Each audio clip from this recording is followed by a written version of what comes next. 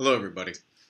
As you know, I'm Professor Robert Romano, and I'm your licensing professor this semester. I'm sorry I cannot be there today, as you are aware. I tried to reschedule my trip to St. Louis. I could not. They need me there on Wednesday, they need me there on Thursday, and they need me there on Friday. So I could not reschedule. My apologies. So I'm going to put the class online. We'll go through the information that I was going to go over. If you have any questions, comments, or criticisms about any of the information, when I come back next Monday, we can talk about it. Okay? So take notes if you have any questions. Also, there will be a question during the course of this presentation. There will be a question I'll need you to answer. So answer me either via text or email. And once you do that, I'll give you credit for attending the class. So I'll hit the enrollment that you were here. So during the course of the presentation, there'll be a question. Please answer it, and you'll get the appropriate credit for it. All right, let's begin. Sources of licensed properties. All right, there are many different sources of licensed properties that are out there. The largest sector of licensed properties comes from corporate trademarks and brands. All right, your corporate trademarks and brands generate roughly $25 billion a year in revenue. All right, so the largest sector is corporate trademarks and brands. The second largest sector comes from fashion, or the fashion industry. That's why you're all here. This is where business meets fashion, as you can see on top of the PowerPoint. That accounts for roughly $18 billion a year of licensed property. Largest sector is corporate trademarks and brands. Second is the fashion industry. The fashion industry accounts for roughly $18 billion in licensed merchandise annually. The third largest sector, my favorite, sports. All right, sports is the third largest sector after fashion, after corporate trademarks, and is roughly $13 billion a year in gross revenue. Fourth after that is entertainment, characters, including fashion, takes up approximately, I got that backwards on the PowerPoint, didn't I? It's supposed to be the fourth largest sector is entertainment and characters, roughly $10 billion a year. I'll change that later. Corporate trademarks and brands, all right, the largest sector. Let's talk about this for a second. Why do you think this is the largest sector? Why do you think corporations license their trademark and brands? Talked about this a little bit during the class. It's to create brand awareness, right? You license out your trademark, license out your brand to expand your brand, create an awareness about your brand that you can't do in-house. All right, so you want to take it and make it bigger. It also protects your trademarks. We talked about this in class. One of the benefits to the licensor is by licensing out your trademark, you're protecting it. You're using it in commerce. One of the requirements to keep your trademark is that you are continually using it in commerce. By licensing out your trademark, you're licensing it to a manufacturer who's going to use it in commerce. Therefore, it protects your trademark. You will not. It'll be unlikely that you'll lose it. Corporate trademarks, you license out your corporate trademarks because it's, as we talked about, it develops new revenue streams. All right, licensing, you get a fee for royalties, guarantees. So corporate trademarks and brand licensing, why you do it, create brand awareness, protect your trademarks, and develop new revenue streams. And it's also used to enter into new product categories, like we talked about. So corporate trademarks are licensed to create awareness, protect that mark, develop new streams, and possibly even enter into new product categories. Entertainment and character licensing, different from your corporate trademark and brand licensing. You have entertainment and character licensing. Two groups under entertainment and character licensing. Hot topics, hot category. Something that's going on in entertainment that's hot right now. These are short-term properties, right? Lifespan 3 to 5 years. So the Hunger Games, hot right now, right? I'm trying to think of somebody else who's hot right now. But the Hunger Games, hot right now, has a lifespan maybe 3 to 5 years. You're going to license out those goods for that short-term gain. All right, you're going to license, the characters from Hunger Games out to manufacturers, right? This is hot right now. You want to get the most bang for your buck over the next 3 to 5 years at the most. You want to maximize the sales and maximize your revenue during that period of time. Second group, classic, long-term properties. All right, these are hot. These are classics. They're around forever. You license them out there because you're going to generate revenue over the long term. Lifespan lasts decades. All right, Mickey Mouse, good example. Mickey Mouse has been around since 1930s, 1920s, 1930s. Those licensing agreements last the lifespan. All right, they've lasted for 85 years so far. All right, so you license out the Mickey Mouse character, you license out Goofy, Pluto, everybody else, because it's a classic and it has a long lifespan. All right, so you can generate revenue over a period of time, not over 3 to 5 years. Sesame Street is another one. Sesame Street's been around since the 60s, I think, 1960s. Big Bird, Grover, all those guys. They're licensed. All right. Entertainment and character licensing, children's entertainment, consists of 60 to 65% of the revenue generated in this sector. It's the second largest sector. 60 to 65% of it is generated through children's entertainment. 35 to 40% for adults. Most of it's children. So all those licensing agreements, send it out. Entertainment companies are sending licensing agreements and character agreements. Most of them have to do with children and children's characters. Television and television and internet are on the rise. Okay, so television licensing has been around forever. Internet licensing is coming around. So this may be something you may want to think about as young fashion entrepreneurs. Licensing on the internet, licensing through the internet, licensing internet characters, licensing entertainment that is only found on the web. This is a new area. It's continuing to grow, and it's the fastest rising in the area of entertainment. Okay, it's outpacing TV. It's outpacing children's entertainment. So it may be something you might want to think about. The third largest sector, sports licensing. All right. First is corporate trademarks and brands. Second is entertainment and characters. Third is sports. Sports licensing is huge. All right. It's fan driven. All right. So if you're going to license, if you're working for an apparel company such as Nike, Under Armour, Puma, Adidas, understand that sports licensing is fan driven. All right. Just like entertainment is children driven, this is fan driven. Okay. And it's seasonal.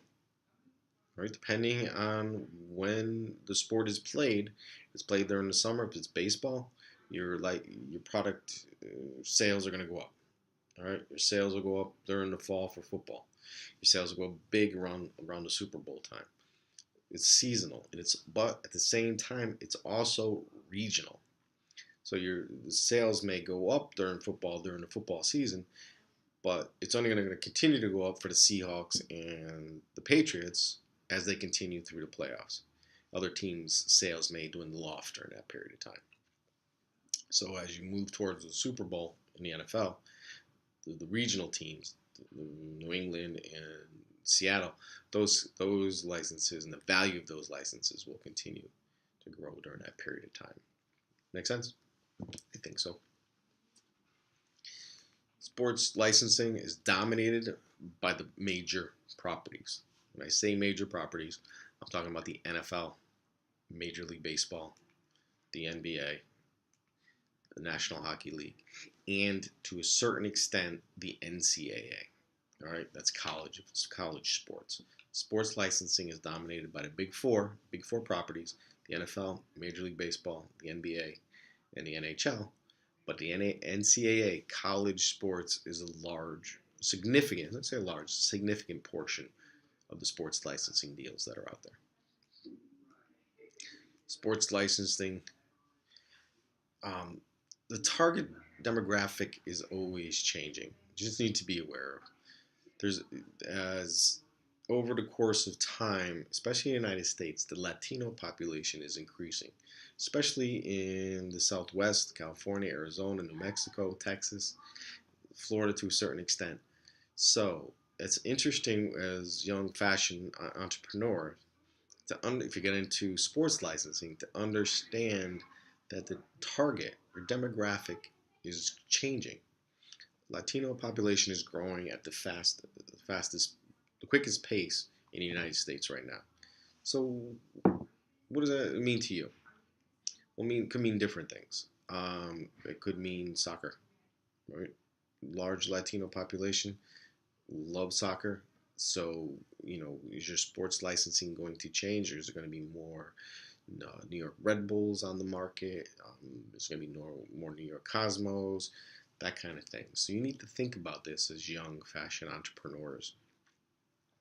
As the demographics change, so does your licensing change. Your licensing agreements are going to change. All right. You also have to understand that women are being coming into sports more and more and more. Since 1972, I'm going to go through my sports history a little bit. With the Title IX laws that were passed at the federal level, women have become increasingly more involved in sports, not only as participants, but as fans. All right, and the NFL has noticed this. So what they do, and I don't know if you guys are aware, but during the month of October, it's Breast Cancer Awareness Month. The players are on the field with pink gloves, pink cleats, pink armbands, pink eye things under their eyes. So that's to increase the awareness and taking into account the changing demographics of sports licensing. Women are becoming more and more involved in sports on both the playing side and on the fan side. Okay, so think about that when you're a young fashion expert out there. Fashion licensing is we talk about fashion licensing. We're talking about non-personality or apparel labels. Okay, this fashion licensing serves as a brand. Moving on from sports, by the way. All right, so coming back into fashion licensing, we're talking about non-personality, not characters, not entertainers, non-personality apparel labels. Right? Fashion licensing serves as a method to expand your brand, placing a label onto into product categories where the licensor does not have expertise. All right, so fashion licensing is non-personality apparel licensing.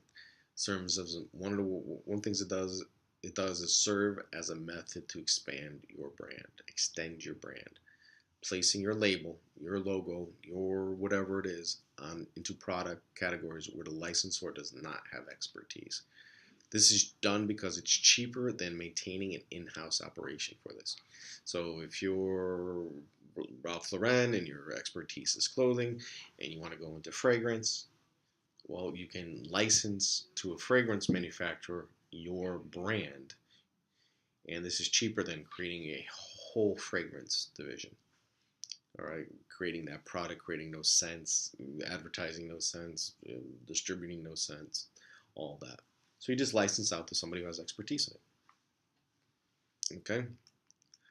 Fashion licensing, enter into new market segments.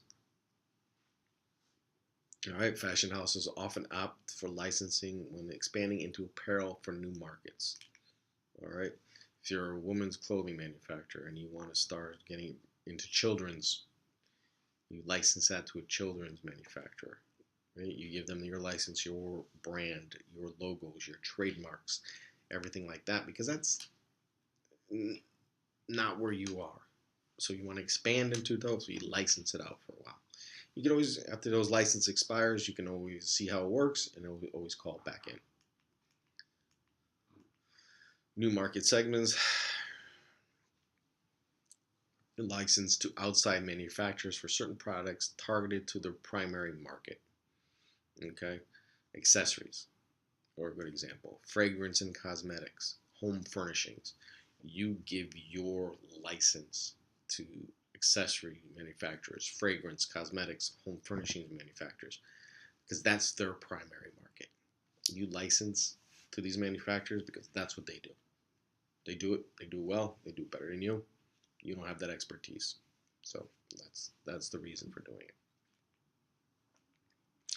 The next sector of licensing agreements we'll talk about is art licensing. Artist. Okay?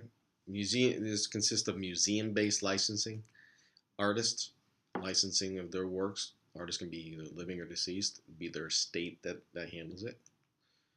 Surface designers, or what I mean by surface designers, are creators of images with a product in mind. All right, they're artists, but they have a product in mind when they're creating their image. So art licensing consists of three basic categories: museum-based licensing, artists, and surface designers.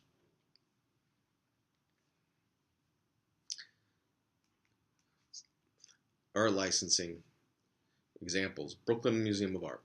Love the Brooklyn Museum of Art. I go there frequently. Their merchandise is distributed in their own and other museum shops. Okay, so whomever is on display at the Brooklyn Museum of Art, they merchandise what is being displayed, and then they sell it either at their own shop or other museum shops. The Metropolitan Museum of Art does this also. Okay, so these licensing agreements come in, they give it to the manufacturers so they can sell it, right? So they can increase their revenue at the Brooklyn Museum. Another area of licensing is collegiate licensing. We kind of talked about this with sports, but in the NCAA is its own separate entity. It's part of sports, but I'm going to talk about it individually within collegiate licensing. Colleges license out their logos all the time. Put them on sweatshirts, on bags, on sweatsuits, whatever it is, right? It's part of the sports licensing sector with the volume of sales that go to students and alumni, all right?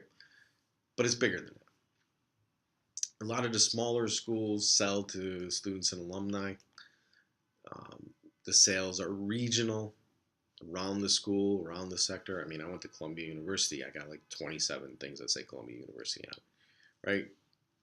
But not somebody out in Minnesota is not going to have Columbia University. It's outside of the region. Most people outside New York are like, oh, where's Columbia?